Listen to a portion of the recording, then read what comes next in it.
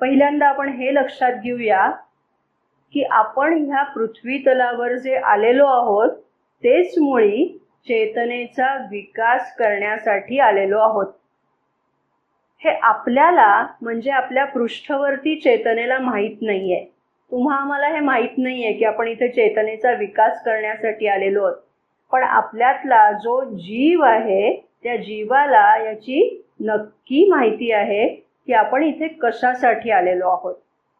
किंबहुना या जन्मामध्ये आपल्याला काय साध्य करून घ्यायचं आहे, चेतनेची कोणती प्रगती करणं आपण अपेक्षित आहे हे त्यांनी पूर्वनिर्धारित केलेलं आहे आणि मग त्यानुसार त्यांनी इथे जन्म घेतलेला आहे. मदननी असं उदाहरण दिलंय बघा की एखादा राजा असतो आणि तो राजा आहे म्हटल्यानंतर सगळा तामझाम आला, त्याच्या आजूबाजूला नोकर चाकर दास दासी हे सगळे आले किंवा त्यांचे अंगरक्षक आले.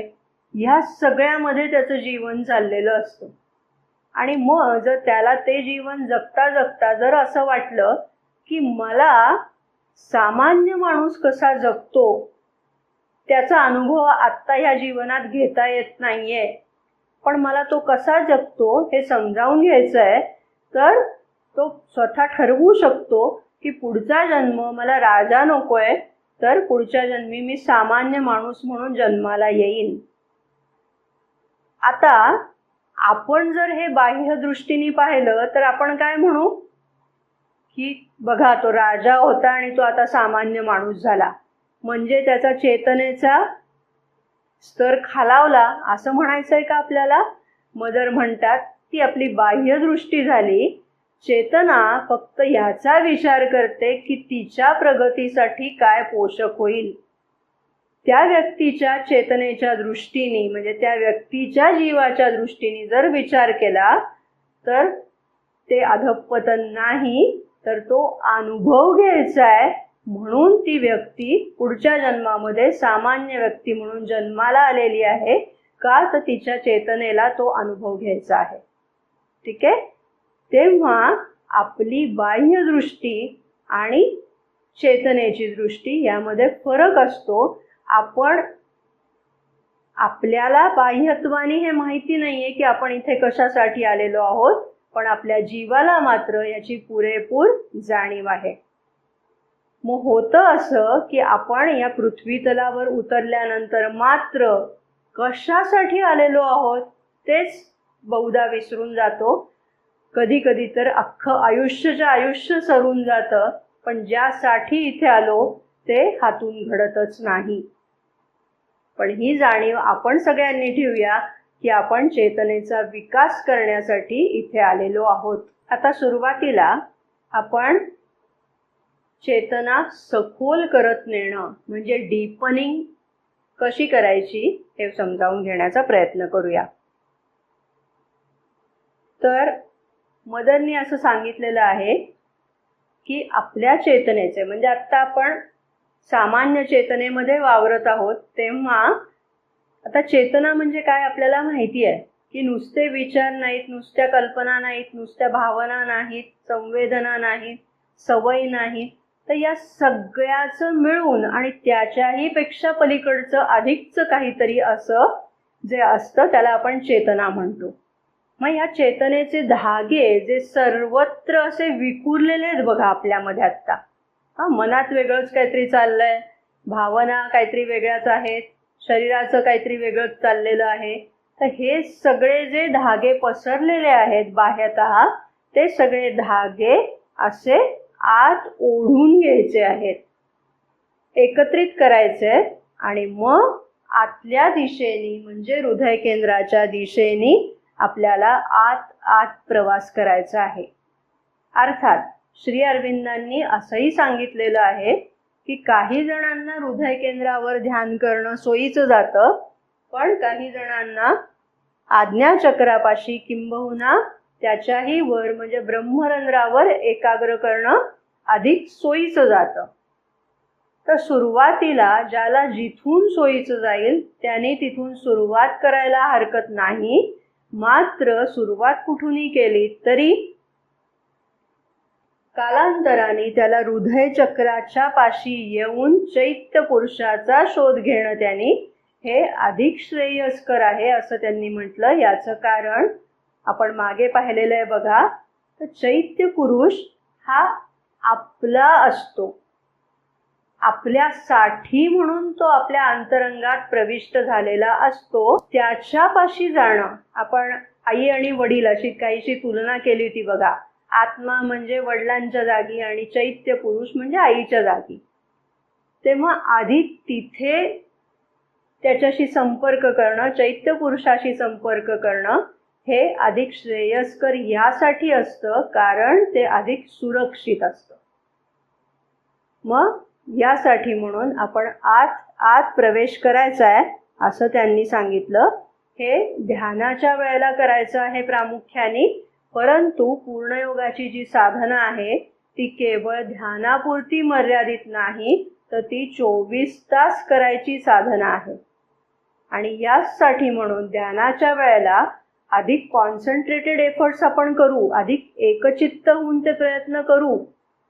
पण एरवी सुद्धा सामान्य जीवन व्यवहार करताना सुद्धा जेव्हा कधी आपल्याला मोकळा क्षण मिळेल किंवा आपण काही यांत्रिक काम करत असू की जेव्हा आपल्याला लक्ष तिथे एकाग्र करण्याची फारशी आवश्यकता नाहीये, हाताला अंगवळणी पडलेल्या काही गोष्टी आहेत त्या पद्धतीने ते काम केलं जातंय, तेव्हा अशा वेळेला आपली चेतना जर आपण आत वळवू शकलो तर मग ती हळूहळू आपण आतमध्ये आंतरिक मन, आंतरिक प्राण, आंतरिक शरीर याच्यामध्ये आधी ती सुस्थिर व्हायला लागेल आणि मग नंतर अजूनही आपण आतमध्ये प्रवेश केला, अजूनही आपण डीप आत जायला लागलो तर आपला चैत्य पुरुषाच्या दिशेने आपली वाटचाल चालू होईल. आणि मग होता होता मदरनी मागेही सांगितलं होतं त्या पद्धतीने कधीतरी, म्हणजे अशा प्रकारची साधना जेव्हा साधकाची चालू आहे तेव्हा अचानकपणे कधीतरी रिव्हर्सल ऑफ कॉन्शियसनेस घडून येतं.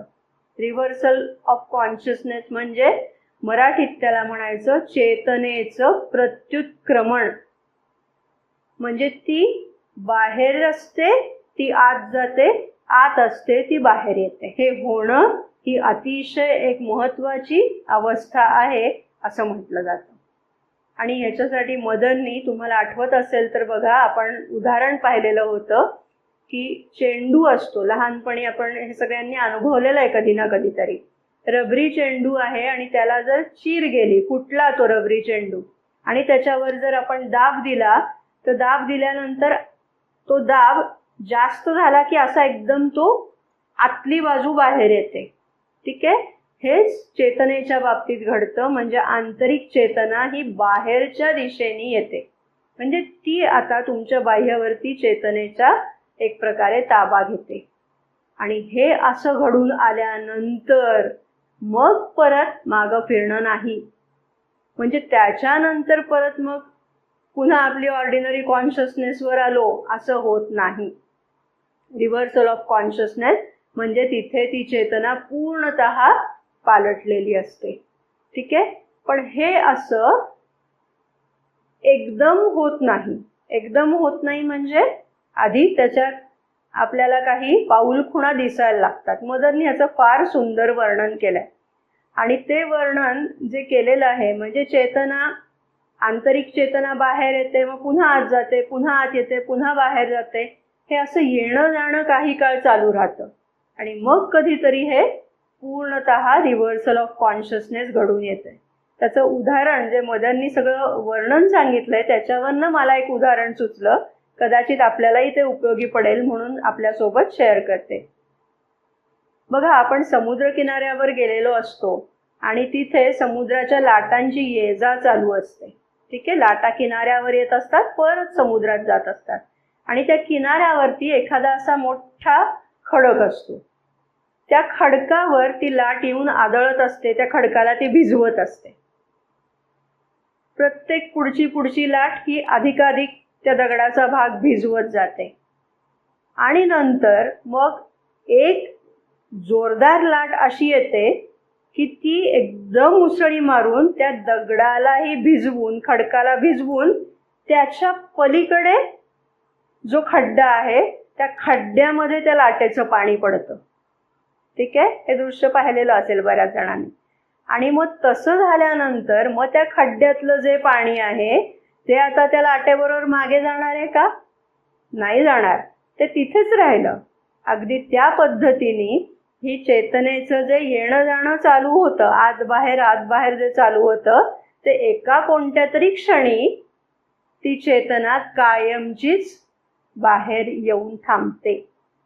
म्हणजे चेतनेचं प्रत्युत्क्रमण झालं असं म्हटलेलं आहे.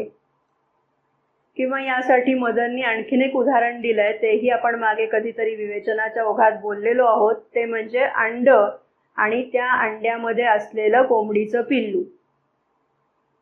बऱ्याच काळपर्यंत साधक साधना करतोय, त्याच्या चेतनेमध्ये त्याला म्हणावा तसा कोणताच बदल जाणवत नाहीये, पण त्याचे प्रयत्न मात्र चालू आहेत. ते पिल्लू आतमधनं ते अंड्याचं जे कवच आहे, ती जी भिंत आहे ती फोडू पाहतंय, टोची मारत राहतंय चोचीनी. अगदी त्याच पद्धतीने साधकाचे प्रयत्न चालू राहतात आणि कधीतरी अचानकपणाने मग ते आवरण जे आहे ते भेदल्यासारखं होतं आणि मग आंतरिक चेतना ही बाहेर येते. हे जे आहे त्याला रिव्हर्सल ऑफ कॉन्शियसनेस असं त्यांनी म्हटलेलं आहे.